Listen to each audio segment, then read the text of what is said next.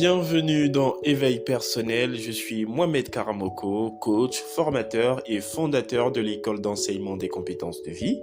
Ici, vous le savez, on vous accompagne dans votre voyage vers la meilleure version de vous-même et aujourd'hui, nous sommes dans la suite logique de notre premier épisode sur la confiance en soi. Alors cet épisode sera particulièrement dédié à comment renforcer votre confiance en vous, que vous vous trouviez dans un cas de confiance en vos compétences, que vous vous trouviez dans un cas de confiance en votre sociabilité ou même de confiance émotionnelle. Restez avec nous pour cet épisode qui, je l'espère, sera le point de départ de la meilleure version de vous-même. Et bien sûr, n'oubliez pas de vous abonner pour ne rien manquer de nos prochains épisodes.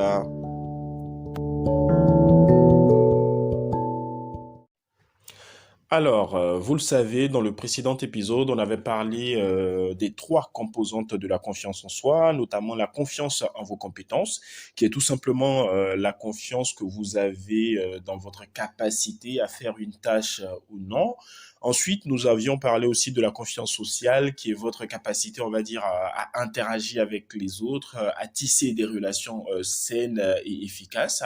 Et enfin, la confiance émotionnelle, qui n'est rien d'autre que votre capacité à faire face aux challenges émotionnels de la vie, à faire face à la pression, à faire face au stress, ainsi de suite.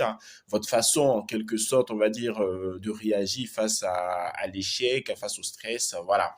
Et aujourd'hui, comme je l'ai dit tantôt, nous allons apprendre à renforcer ces différentes composantes. Donc, vous vous souvenez, vous aviez justement à faire l'exercice de savoir quelle était la composante la plus défaillante chez vous.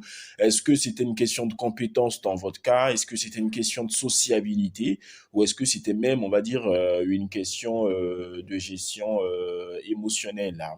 Alors, commençons déjà par la confiance en ses compétences. Si votre problème est au niveau des compétences, alors vous devez savoir que ce que vous devez absolument commencer à faire, c'est de commencer à acquérir de nouvelles compétences. Parce qu'en réalité, la confiance en soi va grandir avec la compétence. Plus vous serez bon dans un domaine, plus vous aurez confiance en vous. C'est normal que lorsque vous arrivez, on va dire, en salle de sport pour la première fois, vous soyez tout impressionné. Pour ceux qui sont déjà allés, on va dire, dans une salle de sport, vous le savez, on est forcément un petit peu impressionné, tout et tout. On n'est pas forcément dans sa zone de confort. Mais quand on a fait 2, 3 jours, 4 jours, bah, on commence à se sentir un peu à l'aise. Et c'est pareil quand on rencontre une personne pour la première fois, vous voyez. Donc en réalité, plus on va s'habituer à quelque chose, plus on va apprendre quelque chose, plus cette chose va rentrer dans nos habitudes, plus on aura confiance en nous.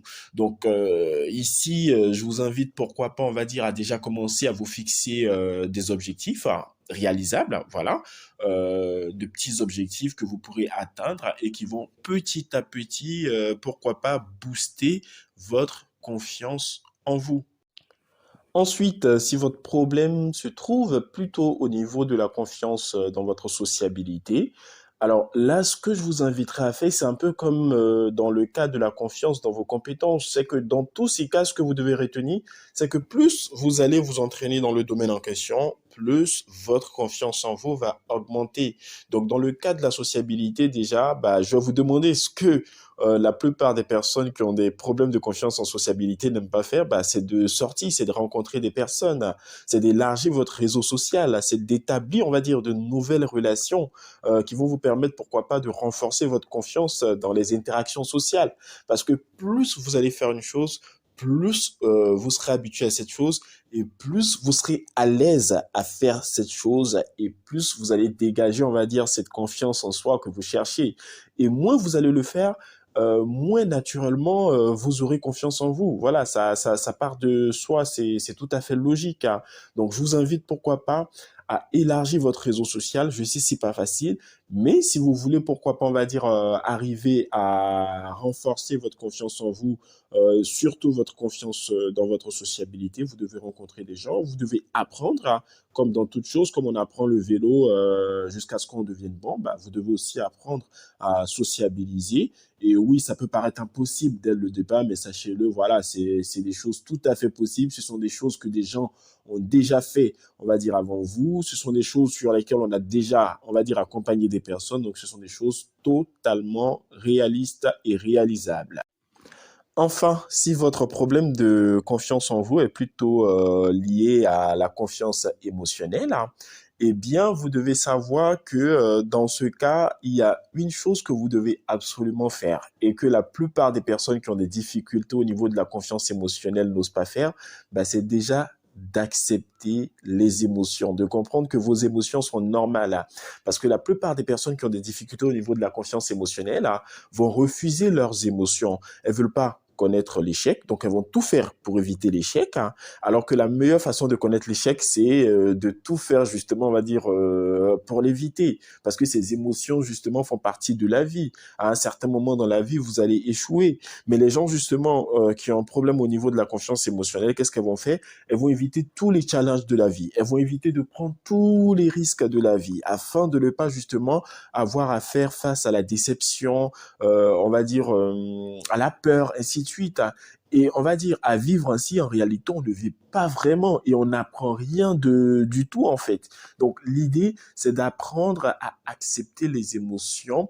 Et en acceptant les émotions, vous allez apprendre déjà, on va dire, à les reconnaître, hein. Et puis, ça va aussi vous permettre de renforcer votre confiance en votre capacité à les gérer. Parce que on ne peut pas gérer quelque chose qu'on ne reconnaît pas. Oui, donc il est très important déjà d'accepter les émotions. C'est tout à fait normal. Toutes les émotions sont normales. C'est ce que vous en faites justement qui détermine, on va dire, l'impact que ces émotions-là peuvent avoir sur vos vies. Et aussi, par ailleurs, je vous invite aussi, pourquoi pas, à changer votre perception de l'échec, hein. La plupart, on va dire, des personnes justement qui ont des problèmes au niveau de la confiance émotionnelle, c'est qu'elles vont percevoir l'échec, hein, comme quelque chose de fatal, alors que l'échec, hein, vient construire en fait. L'échec vient vous apprendre qu'en réalité, ce que vous avez fait, bah, ne marche pas. Et plus justement vous allez connaître des échecs, hein, plus vous apprenez en réalité du domaine dans lequel vous êtes, hein. Donc, il est important justement de changer sa perception de l'échec et de considérer l'échec plutôt comme une opportunité d'apprentissage, hein, en renforçant ainsi, on va dire, votre confiance émotionnelle.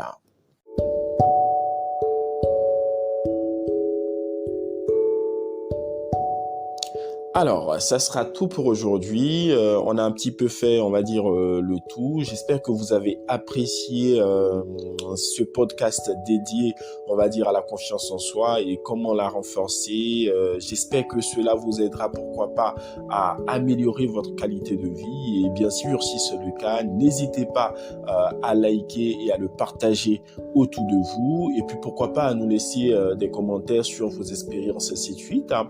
Et puis, bien sûr, vous pourrez nous retrouver sur nos différents réseaux sociaux, sur Facebook, YouTube, LinkedIn, en tapant tout simplement Masterclass Abidjan. Alors, moi, j'étais ravi de passer ce laps de temps avec vous. Je vous donne rendez-vous pour un prochain épisode de Veille personnelle. Et rappelez-vous, votre potentiel est illimité.